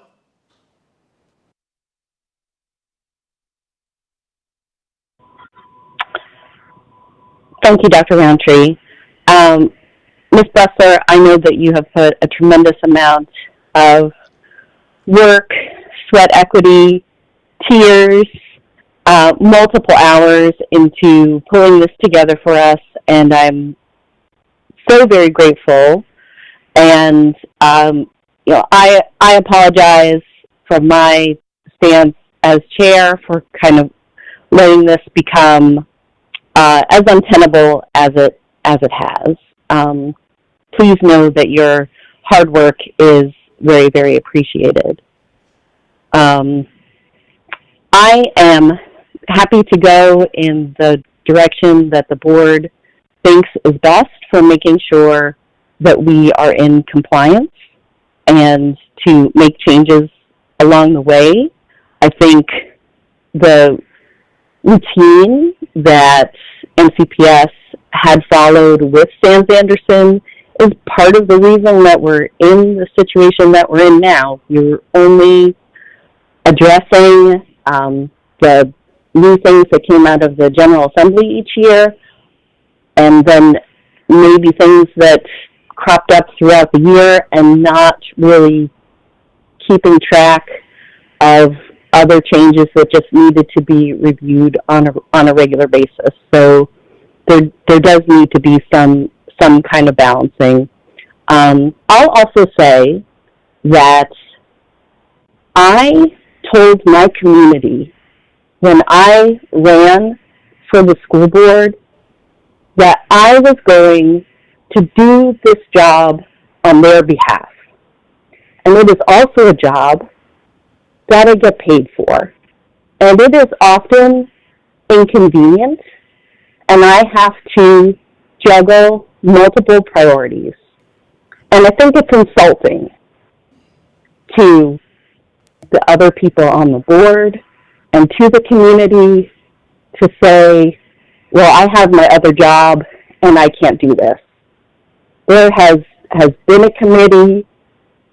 All board members were asked to work on it. Really, only Mr. Roberts stood up to do it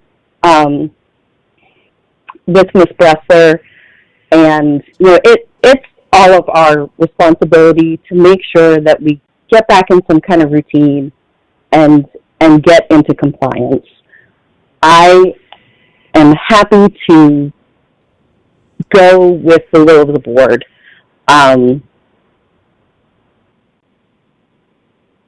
On this. So thank you again, and maybe let's figure out a good path forward.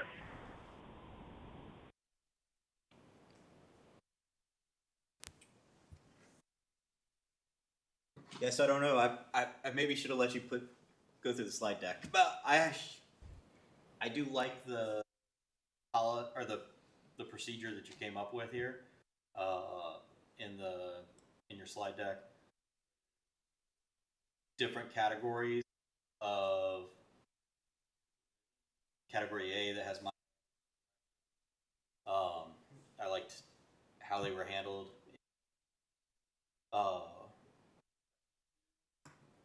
And category B, target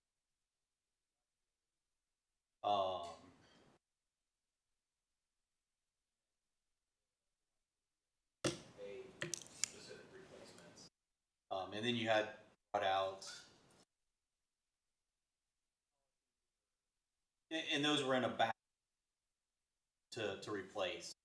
Um, those,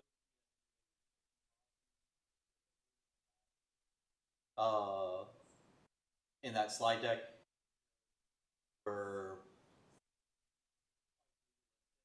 in nature, and I think they were able to be easily adopted without the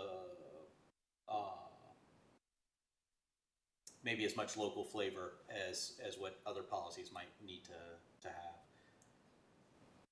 In the future, if there were ones in that category that need to have more input from the board has the right to pull them and provide more input. And then the pull out of the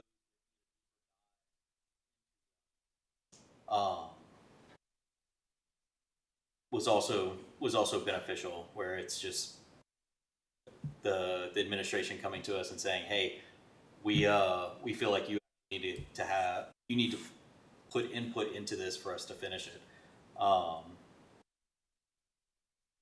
Not sure where we are right now. When we're talking about adopting VSBA policies, are we talking about abandoning the format that together here and do all of our policies map one-to-one with a VSBA policy such that they can just be wholesale adopting a VSBA policy? Could you not do both? I mean, keep this in place, but for now, go with the VSBA just to get us in compliance? Because to me, I mean, I do agree in the sense of, I mean, some of us don't have job abilities that, you know, give us the opportunity during the day to work on something like this. Plus, nor do I have the legal knowledge to put together a policy that is binding. So, I mean, if you're in that position, like myself is as well, then you don't have much of a choice, but if we're out of compliance, to go the compliance direction and accept the VSBA, but using this matrix or the platform that you have put together for those policies that we pull and say, okay, let's take a look at this one, and we can look at, or the ones that can categorize, but it doesn't have to be done today. You can kind of throughout your time period, if we're in compliance, it's okay, these policies fit here, these policies fit there. So to me, I don't understand why we can't move in a direction of, for both, not disregarding, get in compliance, but then use this to govern, but not in a today sense or over the weekend or a stress level of, you know, commitment that we've moved into. So All of those sound perfectly reasonable.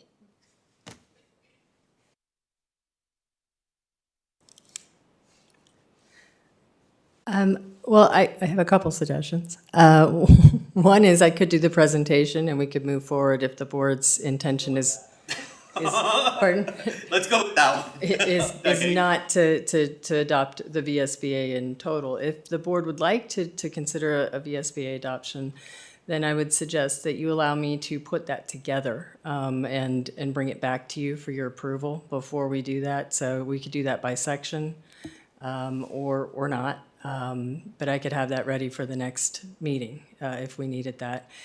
I would suggest that the statutory updates that are in publication, we don't need to discuss those tonight, they're just in publication, but I would like to keep the ones that are actual statutory updates as opposed to just clerical changes on the schedule and keep them at first read so that we don't lose any ground with current statutes.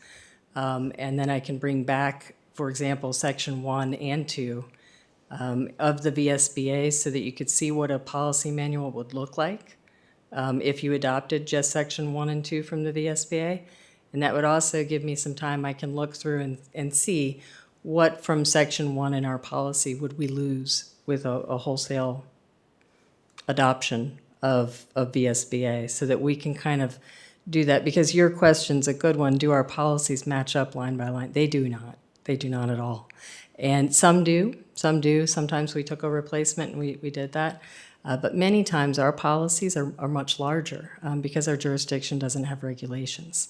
And so a lot of times they'll put 2 or 3 VSBA policies in one of our policies. So we got to be really careful with VSBA replacements when we're doing it the way we're currently doing it, because if we just do a wholesale replacement, I could lose 3 other policies. And so that's why it's laborious on the work side over here, because the cross-references in VSBA don't work. So when I do, for the 7, for example, tonight that were VSBA edits, we had to check and make sure that those were okay to replace, that we weren't going to lose material somewhere else. And so that's kind of why that's a little bit clunky to get through the way we're doing it. But I do agree that the VSBA, we do lose some things in there, the local flavor. But I would add that the regulations are critical. And so one example I can point to is in the publication, we have the truancy statute has just updated a little bit. And so when I went to go look at that policy, that's one that I want to replace with the VSBA. But what I also realized is that changes how we do attendance in our system. So what you'll see in that tracker, what I spent the time doing, the more important work for us to do on that one was a 100-page framework regulation. And that's up there now that gives the principals, the assistant principals, and parents in our district the whole roadmap of not just what the attendance law is, which is what policy says, but what does it look like at MCPS? How do we do it? Who makes the calls? When do the meetings happen? All those things. That stuff's in the regulation. And so my suggestion would be if we did a wholesale VSBA adoption, that where the work is in the regulations. And so then we adopt Section 1, and so then I would work closely with the school board to come up with regulations if you need them for yourselves. But when we're looking at that Section 2, to the extent a regulation's needed, that's when I'm going to work with that director on, hey, how does this work in your department? Let's come up with that regulation. And so you see that one of ours tonight that was pulled out for the deep dive was 235, the public comments. We didn't make very many changes to that at all for the public complaints, the actual policy. But it's a substantial change because we added a regulation. And that regulation simply explains our processes in-house so that parents, community members, staff members know what to do. They don't just have a policy, they have now the companion document of how it's going to work. And so I think that the VSBA, while I understand that there is some concern that we might lose some things, I think that where we pick those things up is by bringing that back through board consideration so we can add that local flavor back in to a compliant manual, and then also through the regulation process, which I think is going to help the district in ways that are far greater than even the policy manual, because the district needs regulations in all departments, and we don't have any right now.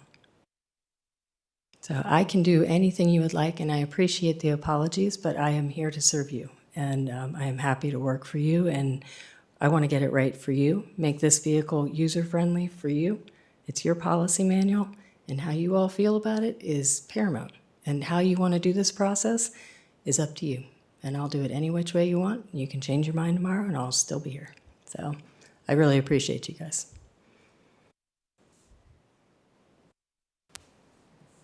And then I had one logistical question about the for publication aspects.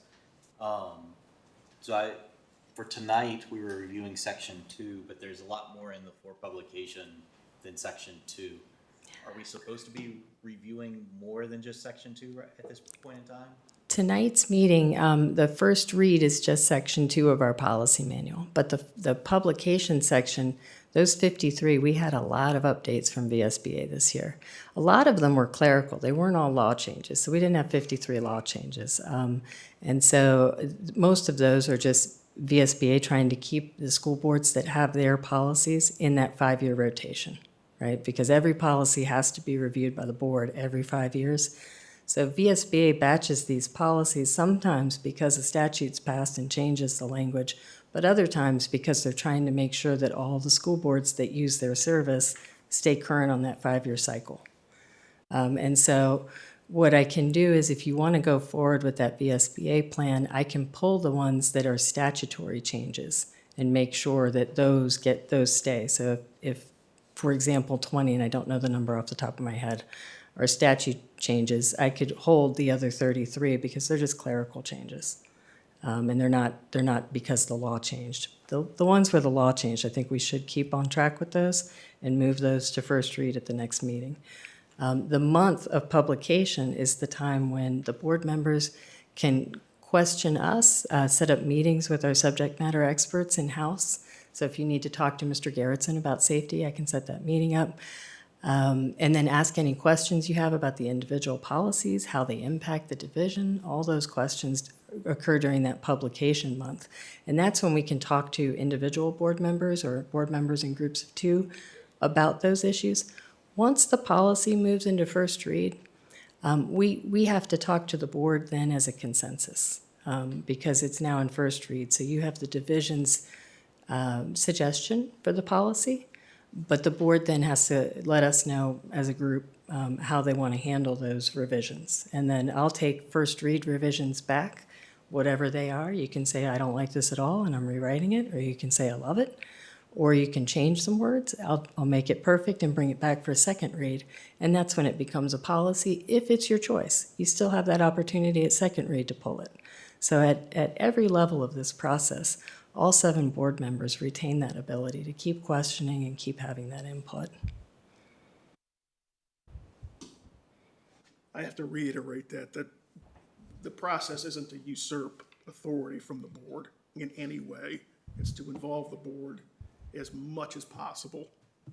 And that's obviously been my experience with this. It's very much a collaborative effort.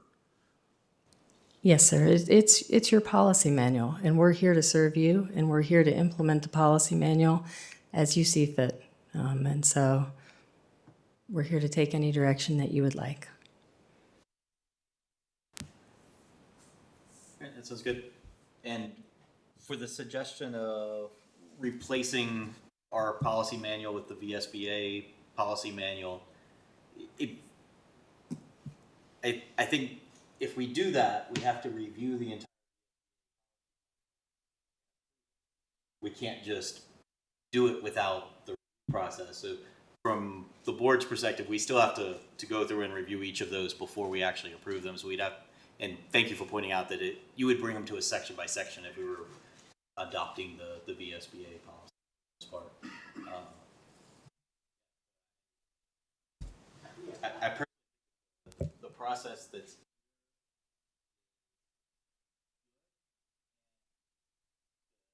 I had some uncertainty of policies in section 2.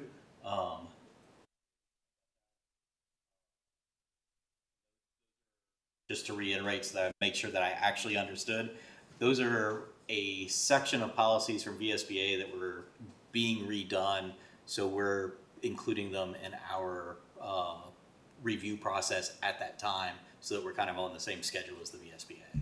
Correct. Okay. Correct. So, yeah, so I don't think anybody was thinking we just slide over VSBA stuff blindly and we don't review it to see if it's what we want. So, yeah, that would be just ridiculous. And that's what I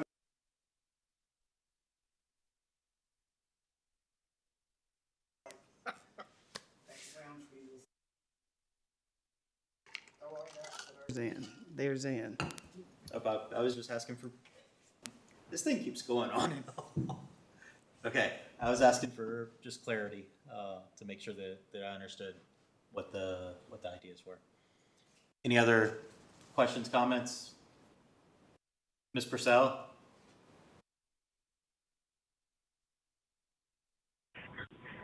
I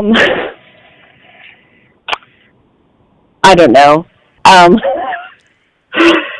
So, what does the board feel? What is the temperature of the board with this first read of Section 2 of our policy manual? Are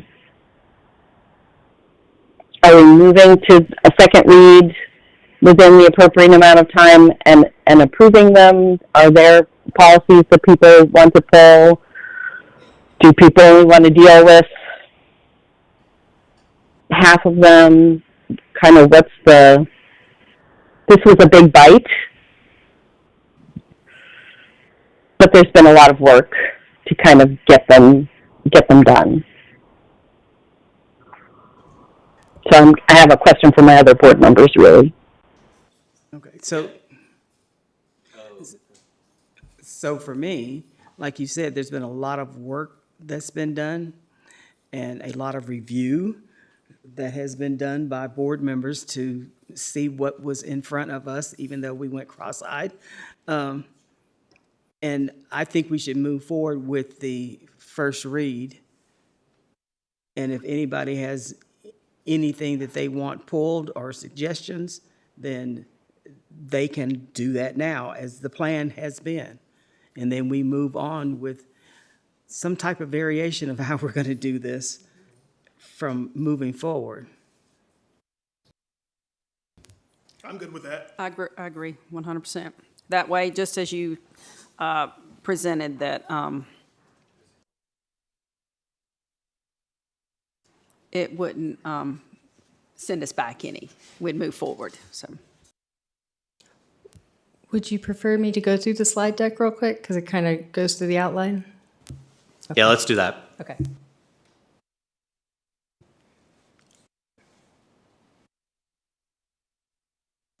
Okay, I won't go through the history. We know why we're here. We're updating our policy manual. Some of our policies are out of compliance by a good bit. Basically, we have two things up tonight. The publication stage of things are where the policies, we're still working on these. This is simply notice to you guys. We've got a good start and a good solid first draft of what we're thinking for that policy in the publication tab under the proposed column. But we're still in the works. And so our staff, our directors are all working in their content areas to fulfill those things. So right now, for the next month, those 53 policies are available for you to come in anytime you'd like. I'll make ourselves available via Zoom, in person, on the phone, whatever is easiest for your schedule. If you have questions, comments, anything you'd like to ask about any of those 53 policies for the next month while we're in this publication status, that's when we take those individual meetings with board members to get input and shape the policy itself.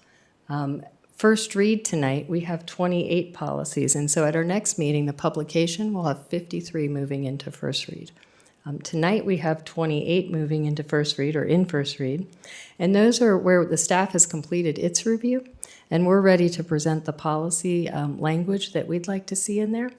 But we're here tonight to hear your feedback on those and to make any revisions or changes or to discuss those further. With the 53 policies, you can ask any questions you'd like of us. I can set the meetings up on whether they're legally sufficient, any proposed changes the division would like to make. If you don't like them, we can sit down and address those, but any questions? With our first read, the suggested triage this evening is that there are roughly 26 of the policies are very little substantive change. We've got Category A, which has no or little change, maybe one word. We've got Category B, which is a statutory update, which means that the statute in Virginia has changed, and so we had to change the statute language in the policy, but the substance itself remains the same. Category C are the VSBA replacements, and for those policies where we're recommending a straight VSBA replacement, we've done the legwork of looking down at the cross-references and checking our manual to make sure that we're not missing anything when we adopt those policies. And I would concur with Board Member Roundtree. Dr. Roundtree, you were correct that those policies are very legalistic in nature typically and follow statute pretty closely, and you'll see that the ones that are there tonight are along those lines. Then we've got two different sections for focal points for discussion. The first is Category D, and that's a policy that we're adding a regulation. We're not really changing much, and substantively there's no change. But I thought it was worth pointing out by itself because it is a change. We're putting a regulation there, and I think the board should be aware of it and and have that pointed out separately. The other one is the category E. This is one because the VSBA provides us with a choice for the board, and it's at your discretion. And so that's something that's also a board discussion. You'll see that category A for our policies here, I kind of lumped them into three categories, community relations, students, property and administrations, but you can see the listed topics there. Very little change went into these policies substantively. We're just updating them and cleaning up to modern language. Category B are the targeted statutory updates, and you'll see from the ones presenting tonight, these are statutes where we weren't comfortable with the VSBA just bringing it over, so it was easier for us to go and change what we already had. And so you'll see that with those four policies there. In category C, those are those VSBA replacements we just talked about. Category D is that deep dive we discussed earlier on public complaints, and we are adding a regulation to that to clarify it for our public and our staff so that they know the process of how that works here at the division. And then 238 is the other focal point tonight, and that's a charter school. We actually don't have charter schools, so this question is not really a substantive question. It doesn't mean we have to develop a meaty charter school policy. All we need to know is whether you prefer as a board the short form version of the policy or the long version of the policy, and both are provided. My suggested tonight for how this goes, and these are all just suggestions, is that we brief the policies to the extent you all need to hear a briefing. I've got our individual subject matter experts and directors are here tonight to talk about their policy. And if you'd like further explanation on it, they're here to answer any questions for you. Then I would maybe vote in the batches and ask members to pull one that doesn't make sense. So if all of them in category A are good, but somebody doesn't like the media policy, they can pull that one out. And then I would do a batch vote. And then separately, just do two separate votes on those deep dive because we're adding that regulation and we're adding or just making the selection between short and long form. Those are just examples. I don't mean to give you too much information, but that's how it could be done. But yeah, so our next steps with first read is if they're agreeable tonight, those will move into second read at the next meeting. And the publication ones at the next meeting will then move into our first read category. But we'll do that after input. Are there any questions, or would you like to hear about any of the specific policies?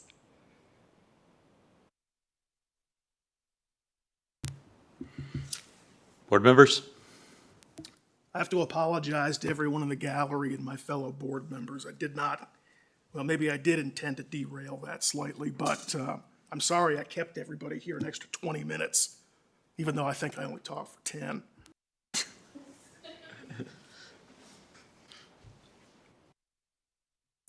Okay, I think unless the board wants to significantly change the process, I think we have clarity of the process now. Everybody agree with that? Okay. Sorry for everybody. Also, I didn't realize this was a directional mic and I had it pointed the wrong direction earlier.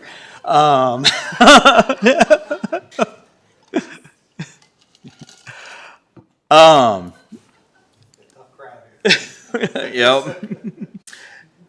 So if it's okay with everybody, we'll proceed with these 28 items having been received as first reads, and we will vote on them next meeting.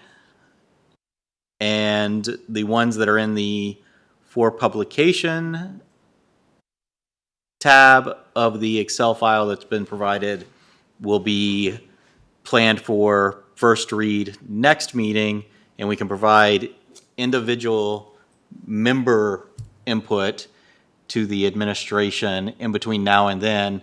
After that point, we should only be providing input into those policies as a collective board for action on those policies.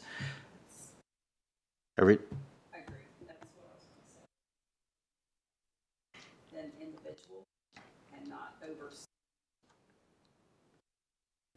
I agree. thank you. So when you're talking about, just so everybody aware, right? School starting, we have 53 policies that the staff is going through.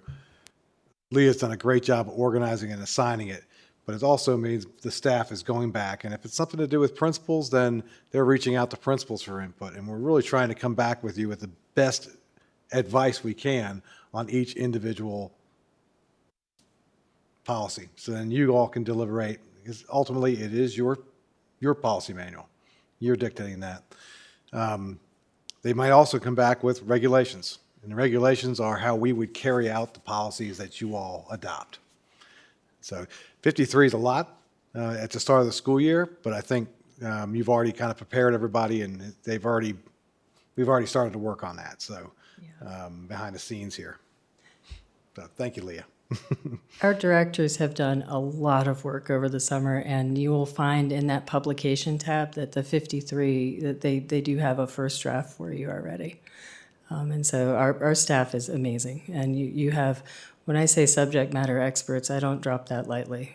You really have employed a group of stellar professionals at the school board office. It makes this very easy on my side. Yeah, thank you. And Ms. Purcell, did you have anything to add? No, just thank you again, Ms. Bressler, Dr. Gimple, and all of our division staff for your work. And thank you, board, for just working through this messy process. Hopefully we'll get it smoothed out and become compliant. Thanks, Dr. Roundtree. All right, sounds good. I'll move on to the next item. Next item is unfinished business. Are there any matters of unfinished business that the board has to address?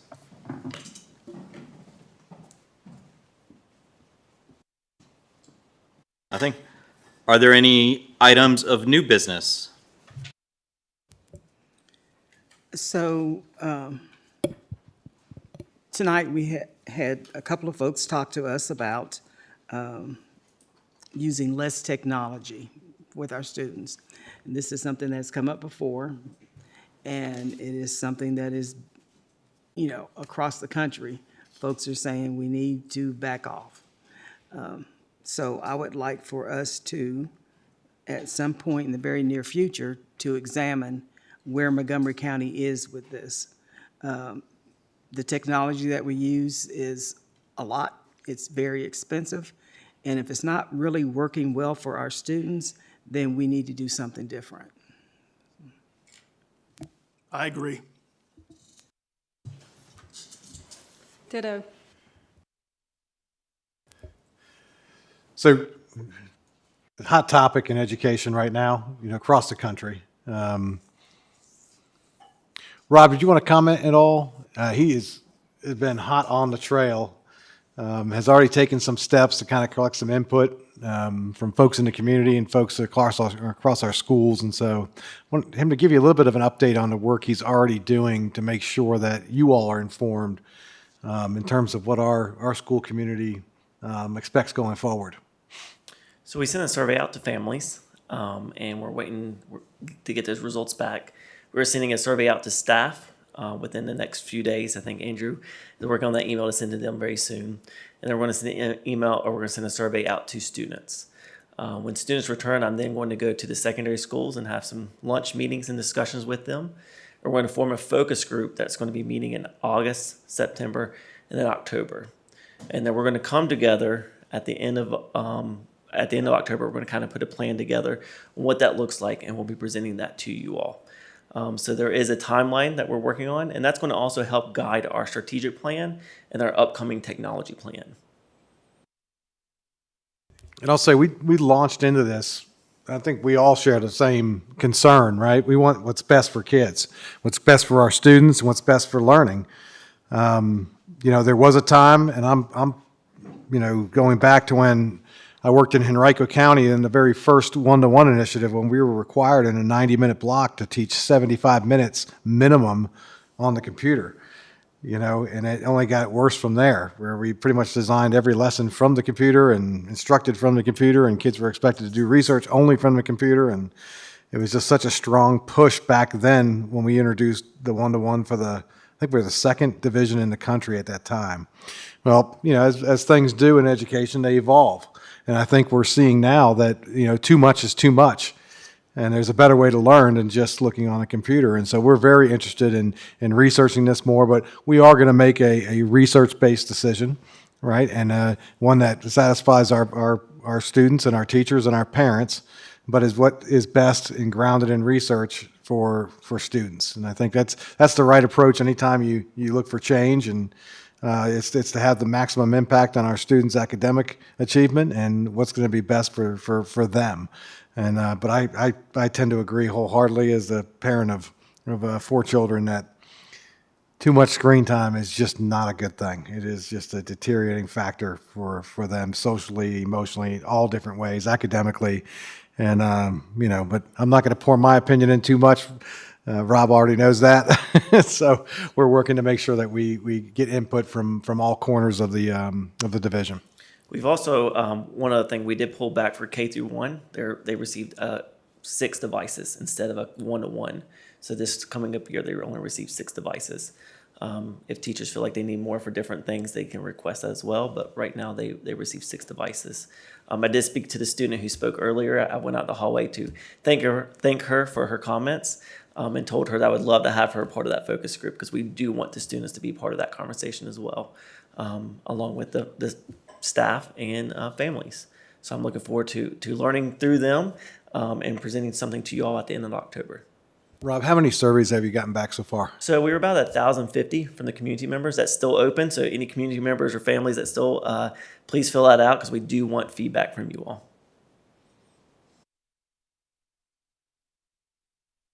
Yeah. Thank you. Thanks. Any other items of new business? All right. Any announcements or information? I have an announcement. I and Supervisor Karan went and saw Christiansburg High School, and I appreciate Dr. Brown taking us for that tour. It was wonderful. It's going to be amazing. I know that it's probably a little bit difficult right now, imagining getting back in school with what's going, but when it is there, it's going to be unbelievable. And it will be worth the couple weeks that extra that it's going to take to get everything together.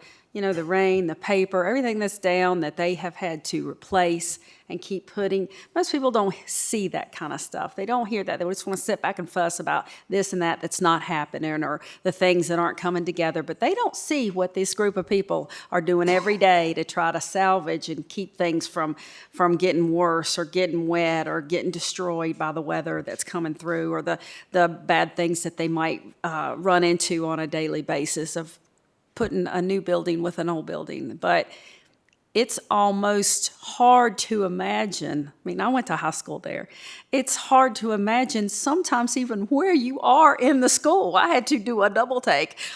That's where the lockers were? Okay. I mean, it's unbelievable. So kudos. Thank you again for taking us on the tour. I thoroughly enjoyed it. And it was a huge help for me to be able to tell my constituents that I was there. I got to see it and put out any fires, or just kind of say, I want to hear it, because it's going to be great when it does happen and when everybody's in there. And so thank you again. Yeah, so 51 years ago, I went into that building when it was a brand new building. But it was 2 weeks after everybody else in the district went in. So as frustrated as I am also that things aren't going to be wonderful and everything in place when school starts next week for some of the areas, at least the students are going to be in the school. And they're not going into it 2 weeks after everybody else. And then you do summer Saturday school where they barely turned the lights on because there was really none of us that showed up for a couple of hours. I mean, it was kind of a joke, but you got to get those hours in, right? So again, I'm trying to keep my frustration level down and think back 51 years ago. At least they're going to start the same day as everybody else. Right.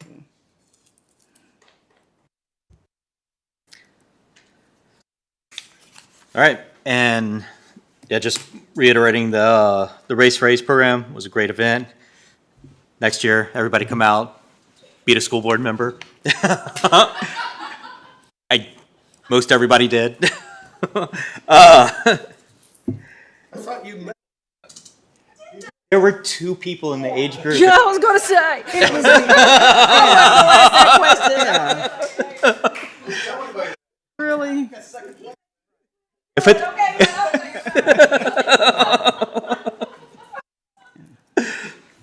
so upcoming meetings are published on board docs, and I adjourn this meeting at 9:10 p.m.